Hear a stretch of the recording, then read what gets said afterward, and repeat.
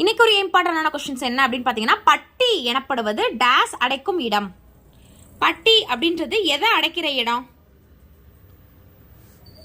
எதுனா ஆடு மாடு. ஊர் என முந்தைய காலத்தில் குறிப்பிடப்பட்ட பகுதியில் மிகுந்திருந்த வளம் எது? நீர்வளம், நிலவளம், பயிர்வளம், இது எல்லாமே தான். இவை அனைத்தும் சரிதான் வந்து ஆன்சரு. கடம்பத்தூர் எனும் பகுதியில் சூழ்ந்துள்ள மரம். கடம்பத்தூர்ல என்ன மரம் வந்து சூழ்ந்திருக்கும்? கடம்ப மரம்.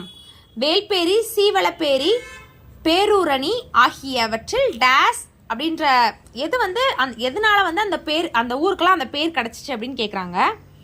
நீர்நிலைகள் வந்து அதிகமாக இருக்கும் அங்கே. பழங்காலத்தில் கடற்கரை உருவான பேரூர்கள். பேரூர்கள் கடற்கரை பகுதியில் இருக்க பேரூர்களுக்கு பேரு பட்டினம். சிற்றூர் வந்து பாக்கம். நெய்தல் நில ஊர் பேரை குறிக்கிறது எது? கரை, குப்பம், பாக்கம், இவை அனைத்தும் தான்.